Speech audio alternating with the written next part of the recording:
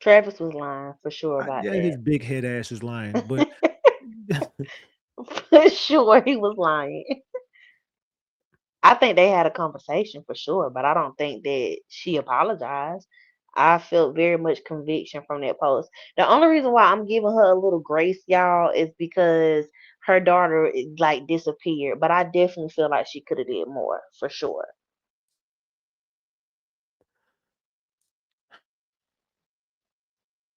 yeah, at this point, we might just be beating a dead horse. But Alberta, you got to get in there. You got to get in there. You got to do something. You know, you got to get in there and do something at some point. You got to. So, Hmm. Yep, you see spiritual gangster Miss Tanya. What if they manipulated them too? I'm telling y'all, that root work is some shit. Everybody could have been manipulated to hold all this back, and it's all coming out now because things are breaking, spells are breaking, things are being reversed. Because a lot of spells have time limits on them, unless they're buried. But most spells have time limits on them. You just never know. I just feel like this case was very dark, very witchcraft led. Even her saying she do roots on camera, things like that. I feel like this was very much a lot of witchcraft. And I told you that on the phone. I said, Ratchet, this shit is dark. To the point that I prayed to God to stop letting me even dream about it because it was so heavy. It's dark. hmm, yeah, it is dark. Yeah. But who knows? Maybe what we said tonight will make a difference. We already got a response. We did. So hopefully she has a change of heart, and hopefully, she gets in there and does it. I don't know how else to. I don't know how else to get to her, but hopefully, hopefully one day, Alberta. Hopefully one day you just tell the truth and tell everybody what they want to know. This case is deep as fuck. I don't know, with this rabbit hole I went through, and it just leads me back to witchcraft and some street shit. Hmm. It leads me to a bunch of witchcraft. It's a lot because I was affected by the witchcraft. My platform was attacked by the witchcraft, and Hmm. I hate to go down this rabbit hole because I know that it's just so negative, and there's a lot of demonic spirits attached to it. Yeah, for sure. When you When your cover this platform, case, you yeah. got to be prayed up. You got to. Hmm. For sure. And we need 80 likes to get to 1,000. Can y'all get me up to 1,000 likes? Can 80 people in here double tap their screen right now? Just tap your screen twice. 80 people double tap your screen and get me up to 1,000 likes, man. Please. I don't know, man. So I'm gonna give them some final thoughts here in a minute. You got anything? No, just thank you for having me, and I enjoyed it. This was way better than the last time, and I appreciate you for the opportunity. All right, salute. And Brene Reads, if y'all want to get at her, Brene Reads. All How can they right. reach you? They can reach me on Instagram, um, TikTok, Facebook, same handle, Brene Reed. Salute to you. I appreciate you, Brene. All right, thank you, Ratchet. Later. Salute. All right, salute to Brene. Yeah, y'all, I don't know, man. This case it's South Carolina-ish. You know what I'm saying? Yeah, so if you remember me from 3-4 years ago, yeah, this ain't the same Ratchet, man. I didn't grew up a lot. I'm not gonna get into a tit for tat with nobody, especially that zesty dude, bro. I got nothing to say to that dude, fam. I put hands and feet on that dude, bro. Like for real. You know what I'm saying? I ain't got nothing to say to that dude. All he want to do is roast, fam. If I ever see you in life, bro, I promise you, I'm putting hands and feet on you, dog. Like, and I'm talking about Grand Theft Auto.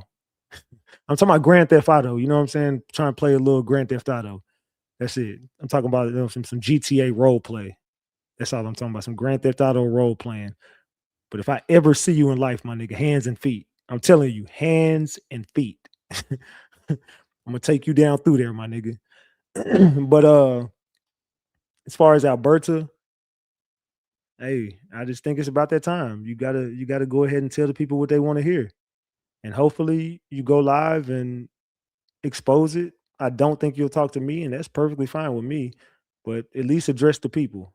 You know what I'm saying? At least go live and address the people once and for all. I think it'll cleanse your spirit. I think it'll cleanse your soul. And I think you owe it to yourself. You owe it to your daughter. And I think you owe it to the people. You don't owe me a thing. I don't owe you. I don't owe you a thing.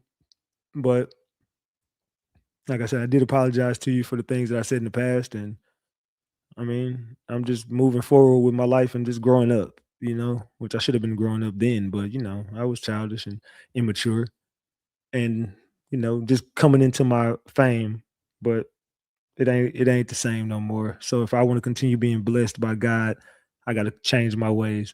So all prayers to your family and, all prayers to all Alexis Ware's loved ones, the people who truly care about her.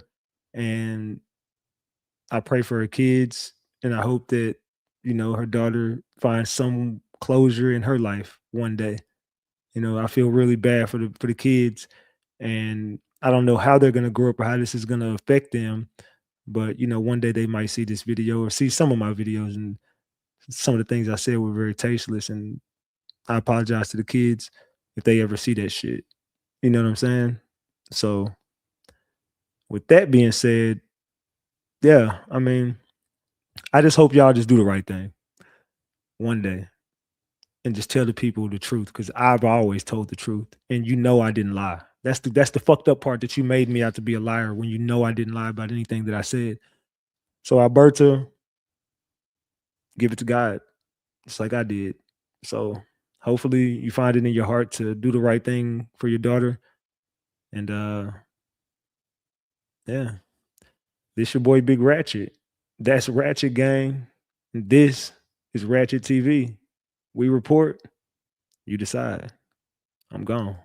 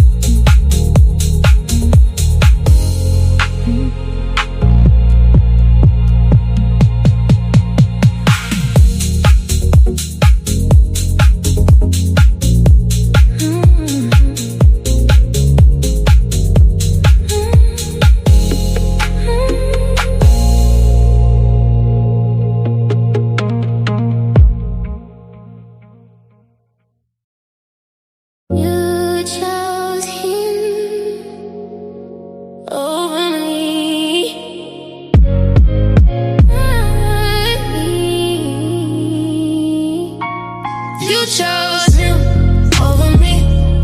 Now you see what I could be. Now you calling, I don't speak. Too late for me. You chose him over me. Now you see what I could be. Now you calling, I don't speak. Too late for me. You picked him, now you regret it. Now you see me, and now you get it. Same night you was lying. Now you texting, I'm declining. I ain't bitter, I'm just done. You lost me, he won. But look at him, look at me. That ain't where you wanna be. Why you switch on me? Now you miss on me. Had your chance on me. Now you stuck with me. You chose him over me. Now you see what I could be. Now you calling, I don't speak. Too late for me. You made your choice, let it be. I was blind, now I see. You ain't getting back to me. Too late for me.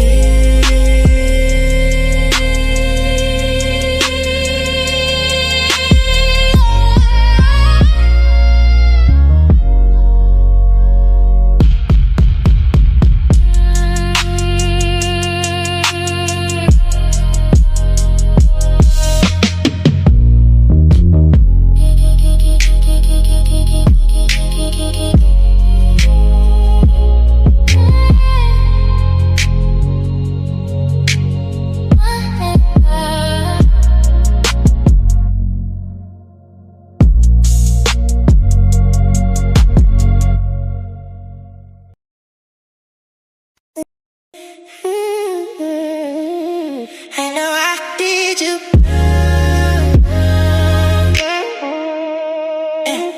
I've been trying to move on. You still on my phone, but I can't come on. I know I did you.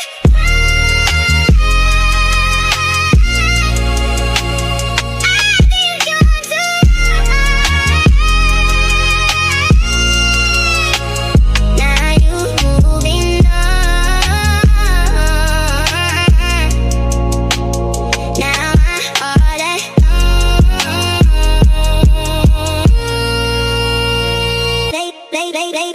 late nights, I was outside. You was calling, I declined. I ain't care at the time. Now I see it, you was mine. You was solid, I was wild. You was real, I was foul. Now it's quiet, no sound. Now I'm lost, you ain't around. I ain't really like that, I was caught in my ways. Now you gone, I can't take it, I'm just stuck in my face. I know I did you. Now I'm here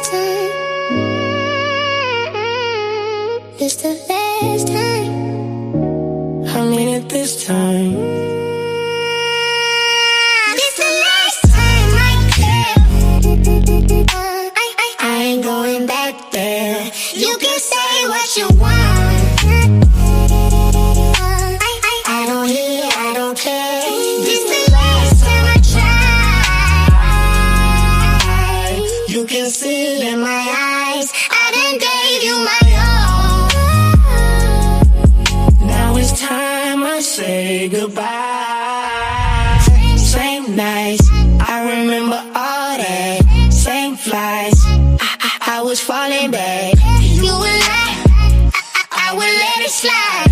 Every time I was losing pride, I was there. You ain't hold me down. Now you care, now you come around. But it's late, I don't feel the same. Too much damage, too much pain. I gave up, you played with it.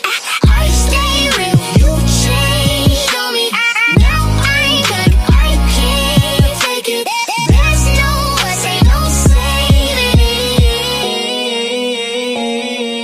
I gave everything I had, you just let it pass. Now you want it back. I can't go for that. I was all in, you was halfway. Now it's over, that's the last day. It's the last time I care. I'm done now, I ain't going back there. You can say what you want, I don't hear, I don't care. This the last time I try. Now I'm saying goodbye.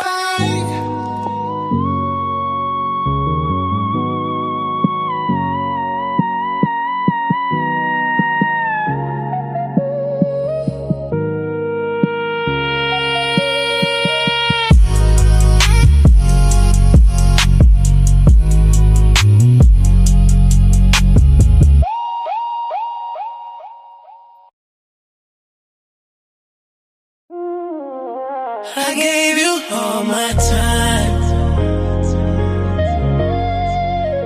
Now you calling when I shine. Now you love me, now you love me. Now you love me when it's too late. Heart cold, I don't feel the same. You was playing games, now you wanna stay. Too late, too late. Now you calling, I decline. You ain't wanna ride my way. Now I'm up, now you switching sides. Too late. I was down bad, you ain't pick up the phone. Now I'm lit, you keep saying you alone. Where was you when I needed that love? Now you popping out trying to be the one. You ain't seen me grinding through the pain. Now you see the change, now you know my name. Funny how it all changed up quick. Now you wanna come back, but it ain't the same. You had your chance, you let me go. Now I'm gone, you moving slow. Now you tryna love me. Now you love me when it's too late. Heart cold, I don't feel the same. You was playing games, now you wanna stay. Too late, too late. Now you calling, I decline. You ain't wanna ride my way. Now I'm up, now you switching sides. Too late. I remember nights I was all alone. You was out here steady doing wrong. Now I'm everything that you want, but I ain't got time, I'm gone. You see the glow up, now it hurt, huh? Same one, you curved, now I'm first, huh? You ain't gotta lie, I can read it. You just want the life, you don't mean it. Why you love me now? Why you love me now? I needed you then. You ain't need me then. Now you love me when it's too late. Heart cold, I don't feel the same. You was playing games, now you wanna stay. Too late, too late. Now you love me when it's too late. Heart cold, I don't feel the same. You was playing games, now you wanna stay. Too late,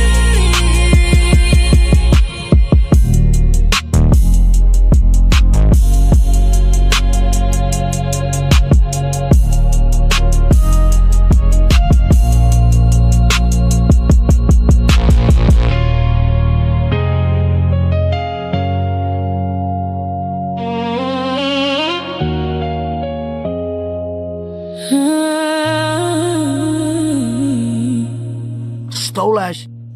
stole that shit. That's what I do, nigga. Fuck, nigga, I stole that shit. That's what a lot of y'all word, cuz. Y'all word ass people. I'm tired of that shit.